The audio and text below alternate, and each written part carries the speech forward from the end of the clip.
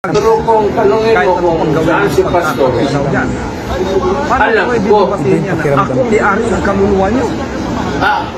sabihin ko sa may-ari inyo ng ngayon kung saan. Magdidebate ako sa inyong Alam ko kung saan si Pastor. Pero secret. sapagkat panalo na ako sa tatay ninyo, si Lucifer, na siyang may-ari ng mga kaluluwa ninyo. Kaya, pumunta kayo sa akin, sumuko, sumurender, at magsisi na kayo, at iwan ang serpensin nyo, at sundin ninyo ang lahat ng sinasabi ko sa pamamagitan ng mga salita ng aking Ama. Kung hindi, may kalalagyan kayo, igagatong ko rin kayo sa kalan ng impyerno.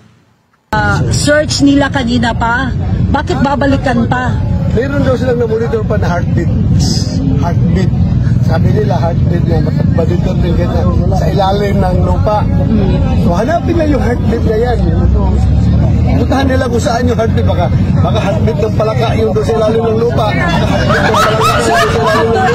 After 13 hours, Salamat after sila, hindi 13 pa ako hours na inuutosan. operation, wala pa rin. Masasabi ba natin na patyas? Hanggang ngayon, hindi priority sa buhay ko si Kimbulong.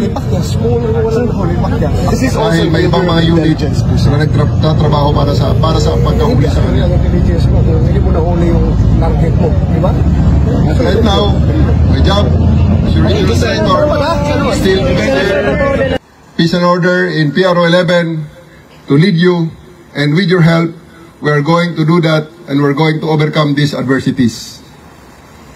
So once again, ako'y nagpapasalamat sa inyong cooperation, and I do hope that we continue to uphold the law. We continue to prevent and control crimes.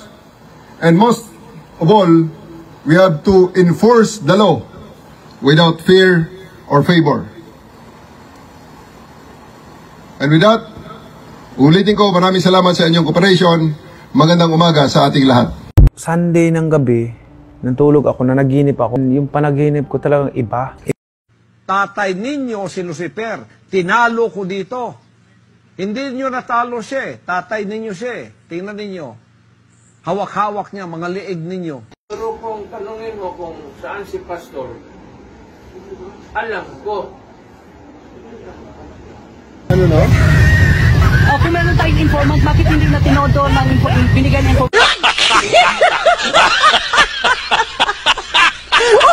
Di na kamudugay ng kalibutan na. Kinanglan mo ko. Ano no? Kung meron tayong informant, bakit hindi na tinodo ng binigyan ng informant?